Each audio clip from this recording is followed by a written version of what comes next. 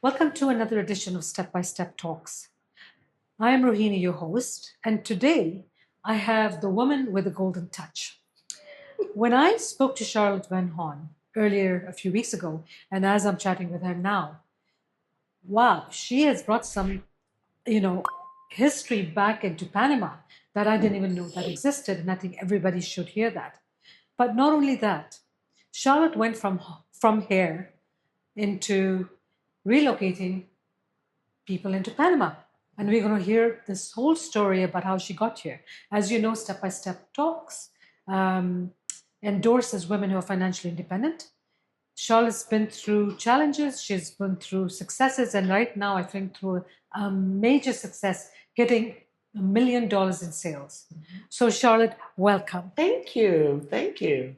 I'm going to give you a few minutes to introduce yourself, Charlotte. Okay. And tell us what brought you into Panama and how are you here today? Our audience would love to hear about that. And anybody who's relocating to Panama would like to know, how they can get started up here if they want. Okay. Well, love brought me here. I met my husband back in 1993. He is Panamanian. And he was raised in Parque Lafayette, Alfredo Gibbs Van Horn. And that's kind of how my connection in Panama started. Ultimately, my husband and I purchased a home here 12 years ago. Wow. In Brisas del Gulf Norte. And when we did that, I knew my husband is 9 years older. So I knew that our retirement time would be different, and I am not really, I'm a lot better with my Spanish now than I was back then. Yes. However, I got a long way to go. Okay. And so I knew that if I came here, that I wouldn't be able to do the administrative work that I typically did. I have worked for attorneys almost all my life. Okay. And so, I don't have any qualms with giving the Holy Spirit credit when I need to.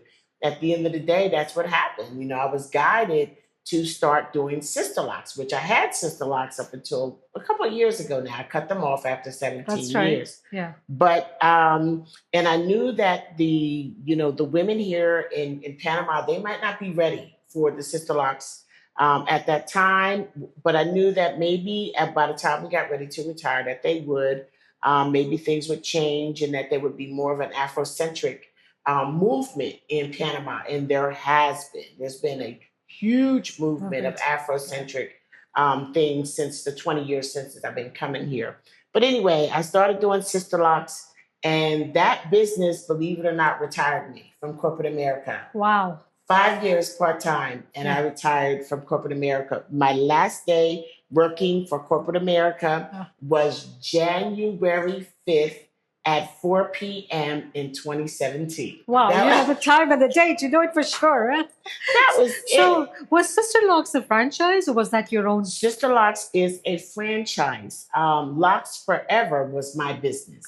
So I actually, moved up in the ranks of Sister Locks to where I was a brand ambassador. Right. And I was going to bring that here.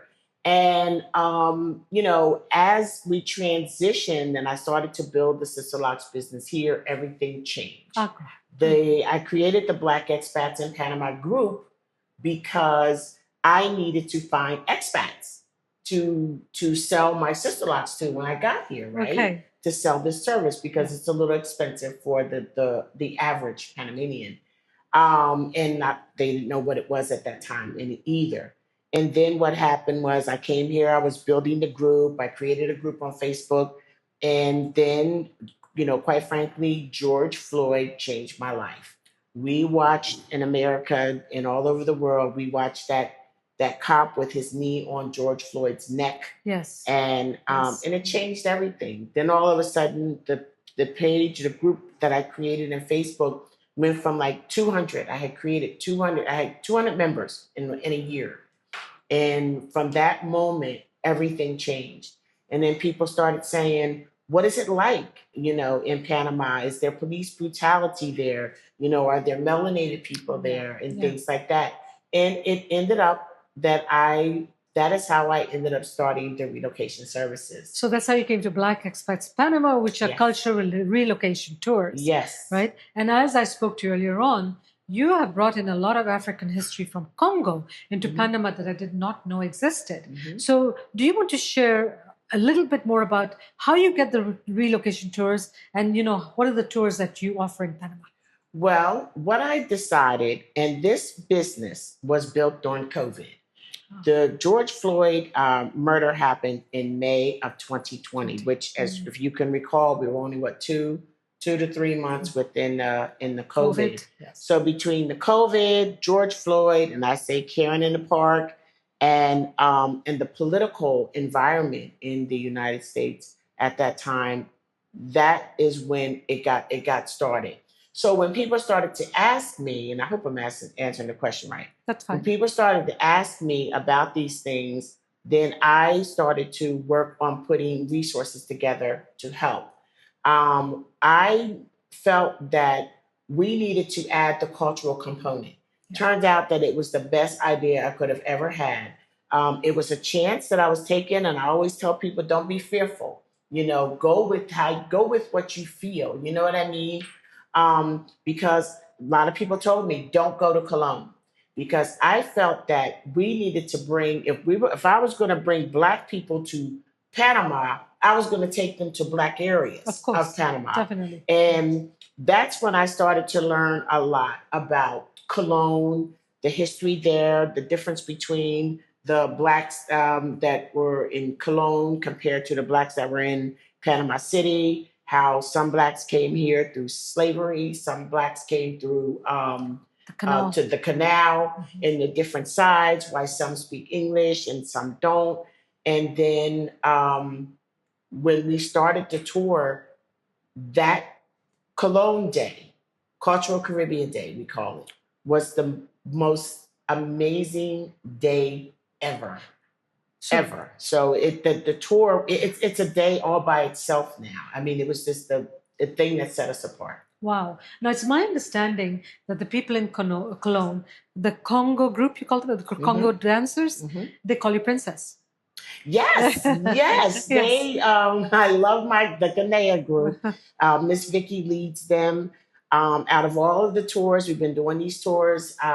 We just completed our 32nd tour. Wow. Yes, our 32nd cultural relocation tour. We've done others that were, twist. But Miss Vicky and the Congo group out there in Portobello, they have made me 3 polletas. They have crowned me princess. Oh my goodness. The last time we were there, they had made this for me. They created a song for me. And the song that they just sang for me in December was Miss Charlotte. We miss you. We love it when you're here, and we miss you when you're gone. Oh, isn't that awesome? Oh my That is just amazing. It is just amazing. They're so appreciative. There's one little girl in the group, and I mean they make us cry all the time. There's one little girl in the group, and she has saved her money every month that she gets from Black Expats in Panama. And she's saved stuff. She saved her money every single month. And when we found out that she was creating a savings and that, and then she wanted to sing for us, we've been watching her since she was 3. Oh my goodness! And now she's 7. It is one of the most rewarding parts of what I do. Oh, wow. The relationship that I have with the people in Cologne. Well, Step by Step endorses you. You've started training the girls from a very young age to be financially independent, and I applaud you on that. I think that's fantastic. Thank you. That is amazing. When the Congo dancers dance, what language do they dance in? Because obviously they're dancing to the African beats, the Congo beats. Now, what do they dance and what they sing? That's amazing. So they actually they are dancing. They speak Spanish. Most of them do not speak English, like the Afro-Italianos in the city who came here to build the canal, right? Because you figure they came from Jamaica and they came here as free. And we have an amazing Afro-Panamanian tour guide who is his specialty is Afro-Panamanian culture. Wow. And so when I decided to build this tour and have a cultural component, I needed someone who could understand and speak to the Afro-Panamanian culture and history. And he gets, emotional sometime because he had been in the tour business for almost 20 years when we met. He's been with the tour since the beginning as well. Right. He had been with he had been doing tours for all that time. And he said he's had this knowledge in his head all the time, but no one's ever asked him. Wow. So now that he gets to express the Afro-Panamanian culture and history every single month is a blessing to him. And so he goes deeper every month so that he can keep me engaged, because I'm constantly learning every tour that we do. How big are your tours? How many people, Charlotte, do you have in your tours? Well, typically our tours are 10 to 15. Okay, it's a large number. 10 to 15, Yeah. 10 to 15. Initially, we started with much smaller tours, like maximum 10, Right. because we started in COVID. Yes. So it was a lot of restrictions on, where we could start going up and down elevators and just being together. And then we started to expand the number as we started to get further away from COVID restrictions. But now, right now, there is a serious uptick in our tours, the demand for our tours. We are sold out the entire first quarter of 2025. And April is almost sold out as well. The elections have caused concern for a lot of people, and now they're starting to dig in it again. Like, what is this expat thing? And so our tours have really ticked up, and they started selling out so fast that I actually maxed out at 25 with these tours. Oh, with 25. Yes. Now, can you give an example of, where your tours start from and where do you finish? Mm-hmm. So if there was a group coming, and then we'll talk about how you bring them from the States. And I think all over the world, right? Not just the States. Mainly the States. Mainly the We States, do have okay. some from Canada, Uh-huh. Bahamas, Bermuda, but mainly from the United States. When they arrive in Panama the first night, we stay at Torres de Alba, which is a local chain here. It's an apartment hotel. They get a Yes. feel for what it's like to live in the city. It's like a very large accommodations. I've been using that hotel for 20 years. Oh, wow. And we stay in the superior suites there. But we have transportation that picks them up from the airport. And when the first event for when they get here is our professional night. So we have a welcome dinner where they receive a swag bag with all kind of gifts, T-shirts, and things like that. But then we also have our professionals come, and the professionals we have lawyer, realtor, moving company, doctor, insurance broker. I think that's it. And so we have those professionals, they come and they introduce themselves to the group. The group gets to ask questions and everything like that. Then the next day, we do the city, where we start off with Mi Pueblito, which is a cultural immersion. Like the tour is cultural, is culture, Black culture is infused in the tour the whole way. So now these people coming typically are coming in to relocate. They're coming to explore the relocation. Exactly, explore Okay. the facts behind relocation. Right. And so that's what it is. So we have intense real estate days. Okay. So on that day 2, we go to Mi Pueblito, and that's a part of the culture part. Then we go to different areas. We see different units and areas in the city and the suburbs. And then we have lunch at La Tapa del Coco. Oh, yeah. Which is, Very have you nice. been there? Yes, very nice. My goodness. Very nice. He's been a part of our program since day one. Wow. He has been a part of our program since day one. So that's another cultural immersion. We end up at JW Marriott in Punta Pacifica, where our real estate team, House Hunters Panama, House Hunters, I live there. is there. Okay, I live there. I live in the top. Yes. Yeah. We go to La Vespa. Yeah, of course, that's the best place. La Vespa, Yeah. La Vespa created a cocktail expressly for Black Expats in Panama. No way. And so, yes, we come and we have that. You can only have it on the day of the group tour. Wow. And they make it especially for us. So when you're there next time, I am to be invited. Absolutely. Yes. I want to come have your cocktail. February 2nd. Mark your calendar. It's my birthday. Oh, so there you go. You're going to come down and have a cocktail with us. Yeah. So that's day 2. Day 3, and it's an intense day because we get a lot in. Because it's only a 5-day tour from the 1st to the 5th usually. And the next day is oh my goodness, it's an all fun day. It's our Cultural Caribbean Day where we go to Cologne and we learn about the history of Cologne, the relationship between Cologne and the United States of America, the condition of the city, the potential for the province. We go to Portobello. We go to a Black-owned restaurant called El Bongo.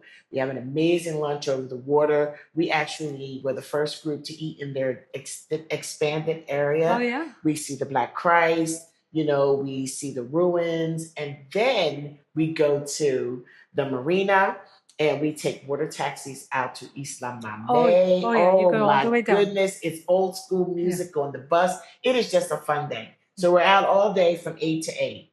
The next day, we're back on our grind. We go over to Coronado area and we see options for living on the beach. And then we have lunch over there. We come back. We have our farewell dinner where we have more culture. We have another company that comes in and they show us, and our tour guide explains the history behind the Calypso here and the different dances from Darien and things like that. So we have another immersion. So we have culture every day. The last day, they're given an opportunity to go to the canal and Casco Viejo. Of course. And then we transport them back to the airport, those that leave that day. Some stay over so that they can have specialized tours so they can see more of what they were interested in. Our real estate team is amazing at making sure that they pinpoint what people like and be able to use the best time for them. So your tour is typically 5 days. You do all the cultural, and then if they want to move and reside in Panama, then you put them through lawyers. You don't do the actual relocation. No, they will use our professionals to do so. You have so they meet Prime Solutions, Prime Solutions Tax and Legal. Yeah. And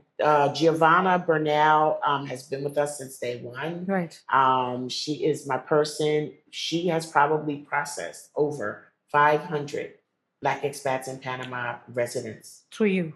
So you can say you've brought in 500 people. Well, all of them may not have moved here. Yeah. And some of them may not have even come on the tour. But our group, our Facebook group alone is over 9,000. Wow. That is just unbelievable, Charlotte. Yes, I think you've done just an incredible thing. And people are still coming. Yes. You said you're completely booked next quarter. There's no room. Yep. Nope. That is just unbelievable. There's not even a waiting list available for the next several months. Wow. So you're doing back-to-back tours?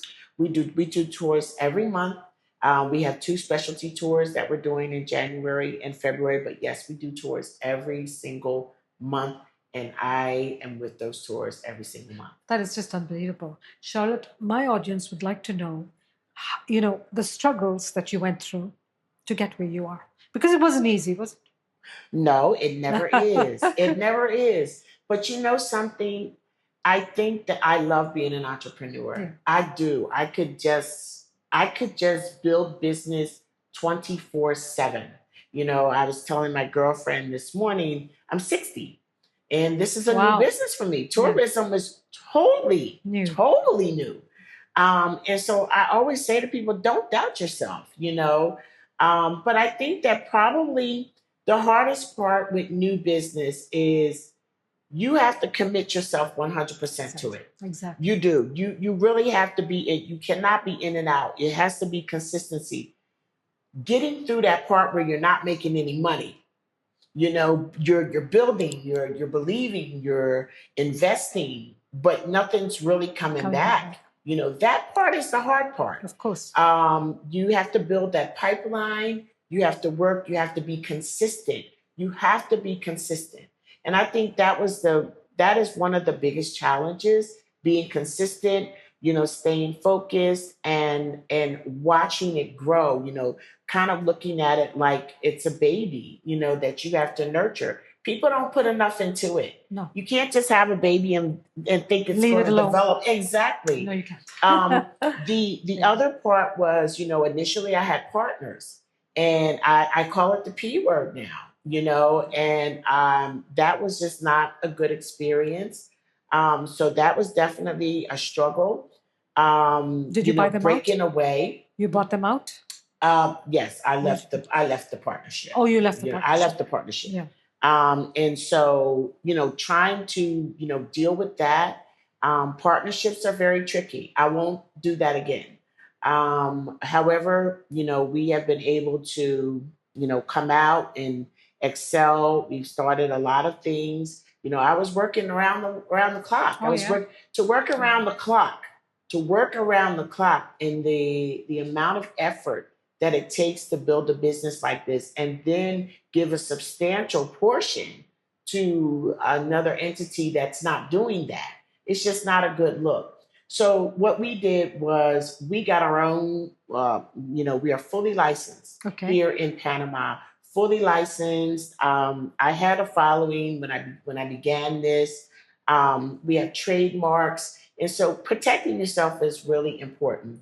But building that up, I think some of the challenges too is I'm in a country that speaks Spanish and I don't. I'm in a country where the business culture is a little different. And so trying to, navigate all of that and, remain respectful and patient and continuing to grow relationships here in Panama. Um, it's victorious now, but initially it's a little bit hard. Well, I say you never said that. You never said cannot be done because you've done it. Right. I hear I've had a lot of women as I started doing this podcast say, "What should we do? You keep saying women should be financially independent." Thing is, come up with an idea and don't give up. Yes. Right, and that's exactly what you do. And my favorite saying is, "If it's to be, it's up to me." Yes. Right. That's true. Primarily you. That right? is very true. And be honest with yourself. Of course. Yeah. Sometimes people are doing like there are people now, which is another one of the could be challenges, is that when you create something, because I have a business strategist who realized for me, she said, Charlotte, you are the queen of the cultural relocation tour. She said there were cultural tours and there were relocation tours. And she said, you created that combination. So once you create something, people will watch you create it. You have to step out. I don't know if it's going to be successful. No. You don't know. And so, but Yeah. people will wait until you're successful at it. And then they want the concept. Yeah. Then they want to. So, dealing with those kinds of things too. For me, I don't follow competitors. Now I don't. Other people say, "Do you see so and so's doing?" No, I don't. You do your thing. I don't. Because I think that's the other thing that entrepreneurs struggle with is trying to be something that other people are. You need to come with your authenticity and trust that you're where you need to be. If this is not where you need to be somewhere else. And you know that. You know that. You know when you don't want to be You there. know when it's for you, or if you're just doing it for the money, it's not for you. And if it's what you want to do and you're focused, keep it in the tunnel vision and just go for it. Yes. Right? And just go with your ideas and your thoughts and your what your financial plans. Just continue the way you've decided. Yeah. Charlotte, can you share a success story with one of your tours that you are so proud of? We love hearing stories. Okay.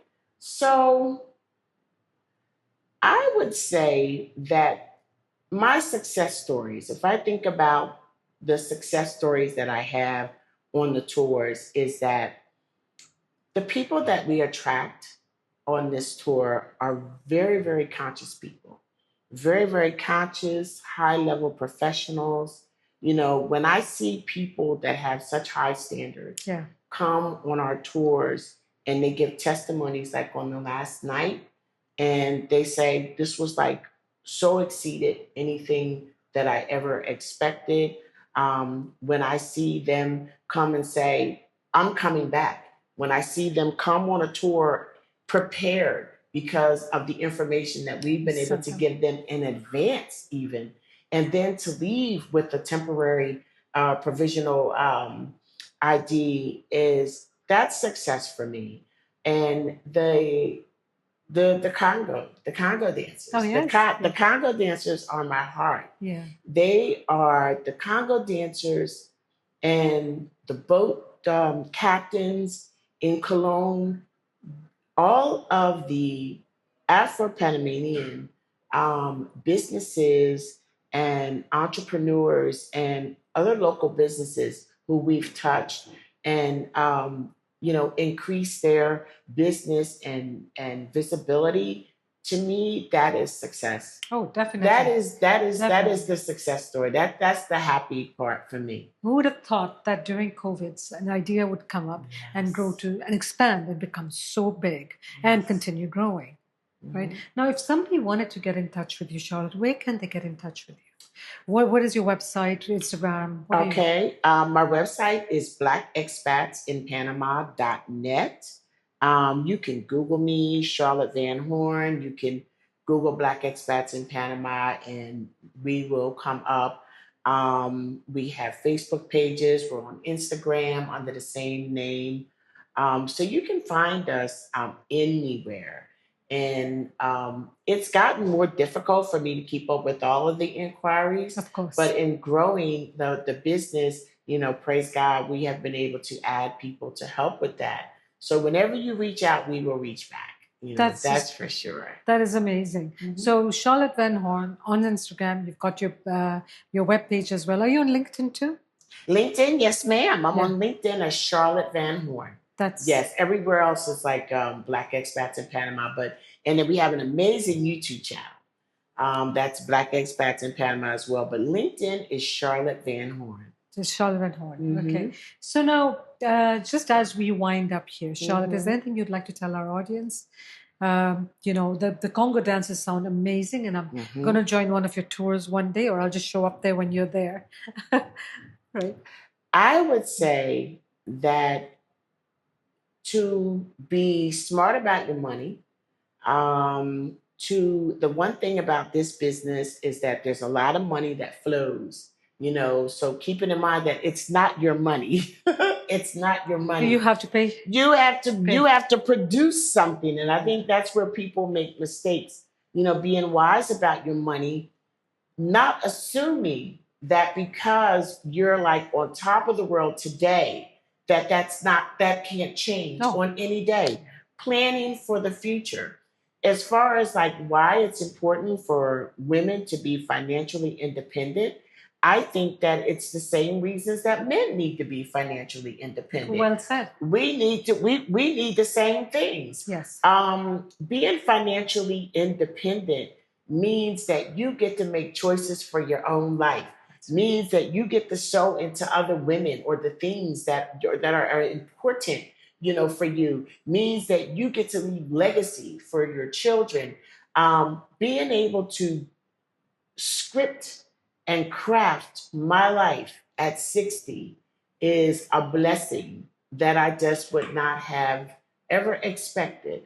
And so I guess leaving in that and, making sure that you're partnered with the right people, being very careful with the word partnership, making sure that, you dot your I's and cross your T's. Yeah. Hire those professionals.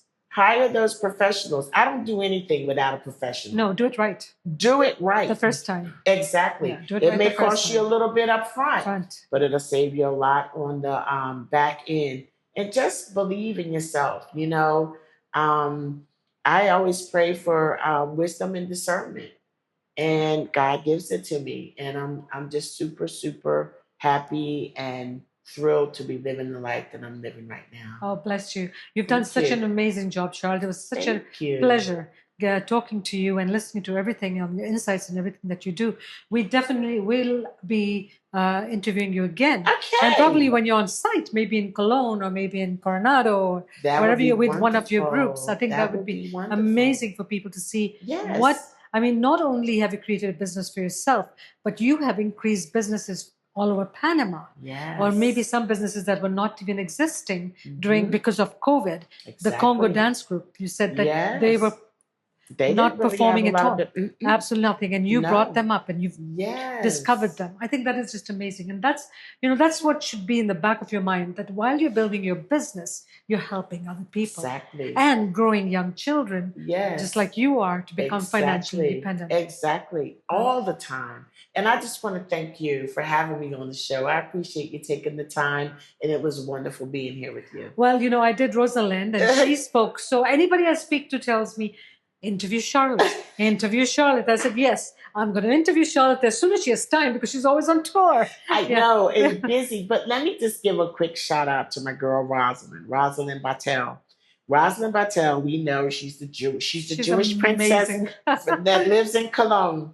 And the way that we became friends was she was the first person who I ever heard speak lovingly about Cologne and speak optimistically. Even sometimes the people who love Cologne, don't speak optimistic. Is that the word? Optimistically about it. And that's what brought us together. Cologne brought us together, and Roz has withheld no good thing from me. She's been a dear friend since I've been here. She's in just Panama. amazing. Yes. She's always inviting me to go and stay at her place, and I think I'm going to do that very soon. Yes, she's amazing. So this is Rohini Kapoor signing off, and we're going to say bye-bye to this wonderful woman with a golden touch. Charlotte, that's your new name, right? Thank you. And we hope to see you in our next podcast.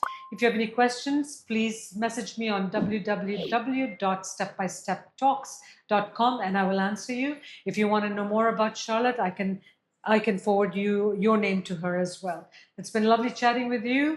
This is our last podcast of the year. Merry Christmas, and we will see you in the new year. Merry Christmas. Happy Kwanzaa.